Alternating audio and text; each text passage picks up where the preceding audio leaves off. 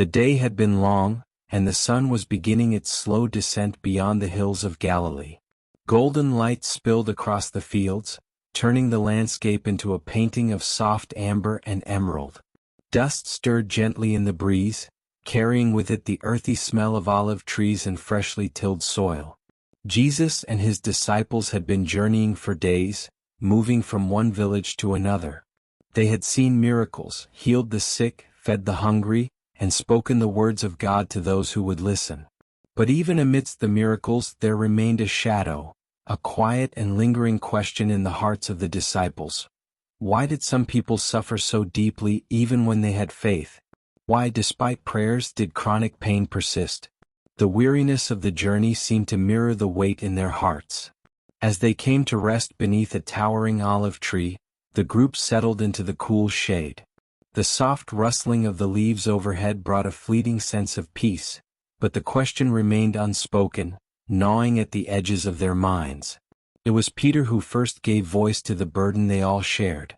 "Master," he began, his voice uncertain yet filled with a quiet desperation, "I do not understand. We have seen you heal the blind, restore strength to the lame, and even cast out demons from those possessed.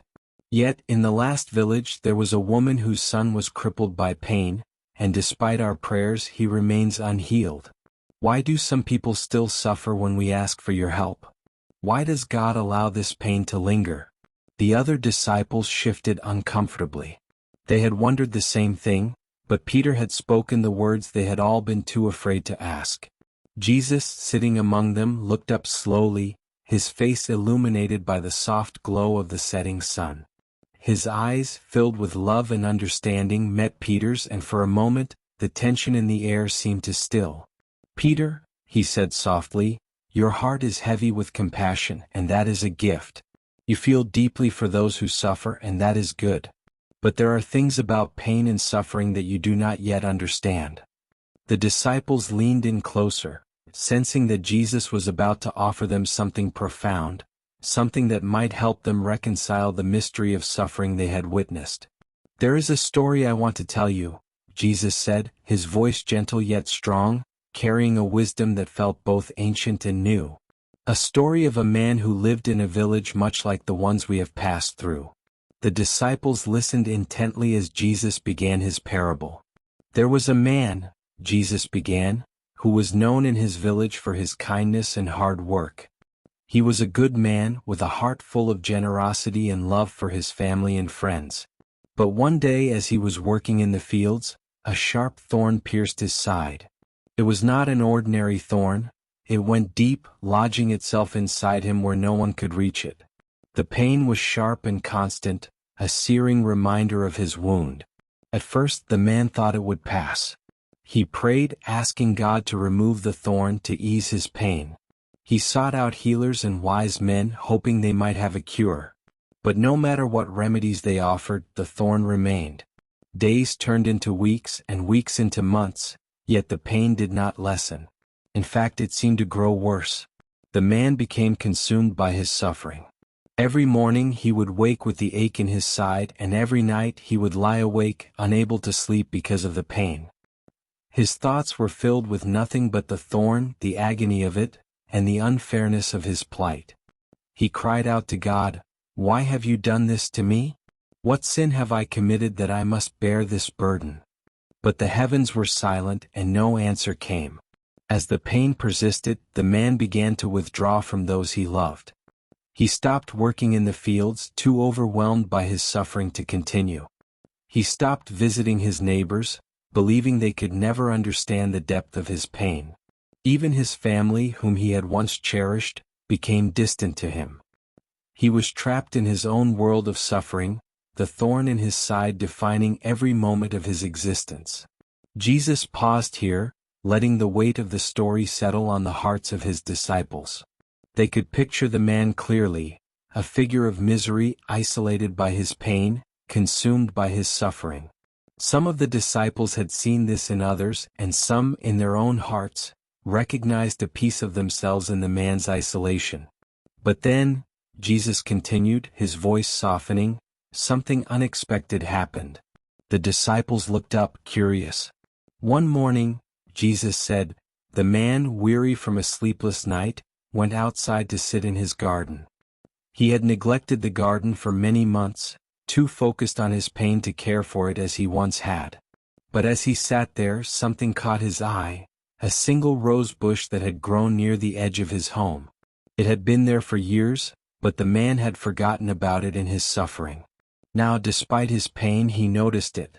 A single rosebud had formed, and over the next few days the bud began to bloom.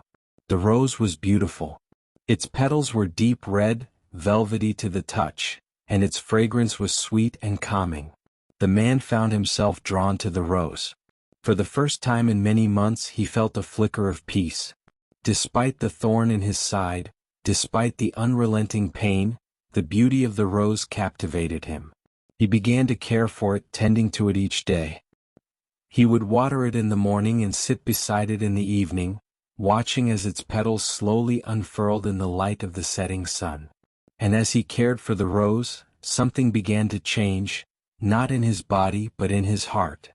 Jesus' words hung in the air, the disciples silent, each one picturing the man and his rose, feeling the shift that was taking place. The pain from the thorn was still there, Jesus continued. It still ached, sharp and constant, but the man's mind was no longer consumed by it. As he cared for the rose, he found moments of peace, moments where he forgot the thorn, even if just for a short while.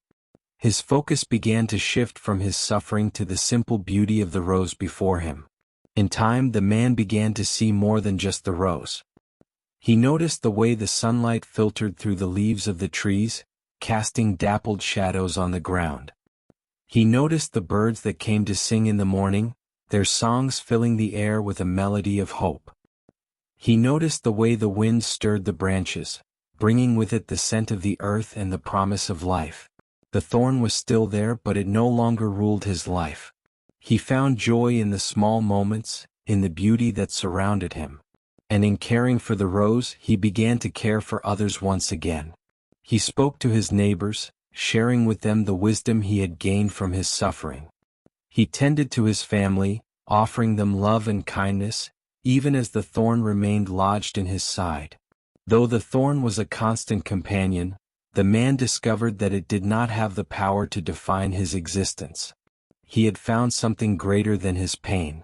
He had found purpose, beauty, and love. Jesus paused once more, looking around at his disciples. Their faces were filled with quiet contemplation, each one absorbing the depth of the parable. "Master," John finally spoke, his voice trembling slightly, "what does the thorn truly mean? Why must the man carry it even after he finds peace?" Jesus smiled gently, his eyes filled with compassion. "The thorn represents the suffering that many endure, the pain that does not always go away, even after we pray for healing.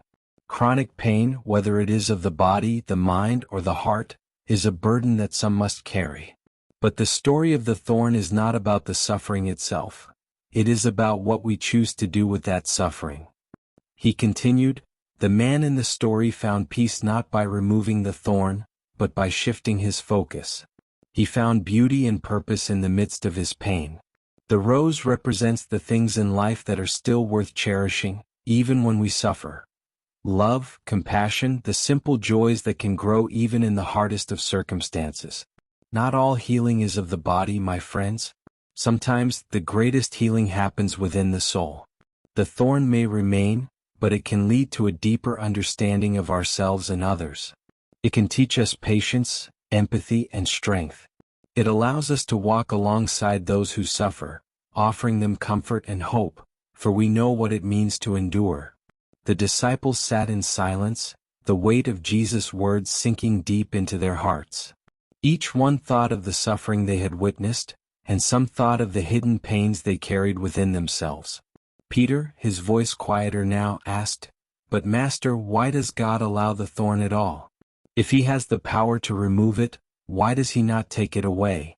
Jesus looked at Peter with love, understanding the ache in his question.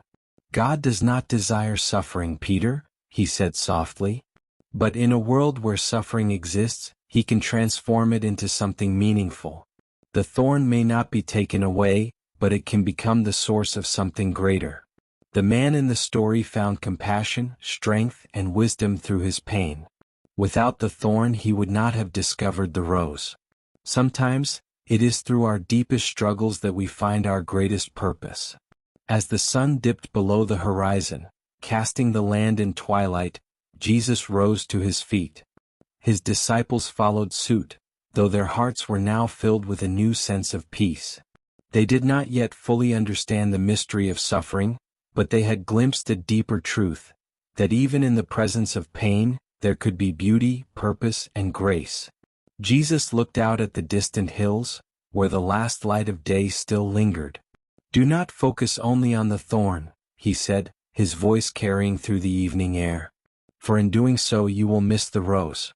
Seek the beauty, the purpose, and the love that can grow alongside the pain. In this, you will find the strength to endure, and the thorn will no longer control you." And with that, Jesus began to walk once again, his disciples following close behind. Though their questions had not all been answered, they walked with a renewed sense of hope, ready to face the thorns in their own lives with the wisdom they had gained from the Master's parable. The journey continued, but now they knew that even amidst suffering, there was always a rose waiting to bloom. This is end of the story. Please like this video and subscribe this channel for more Jesus story like this. May the God watch over you.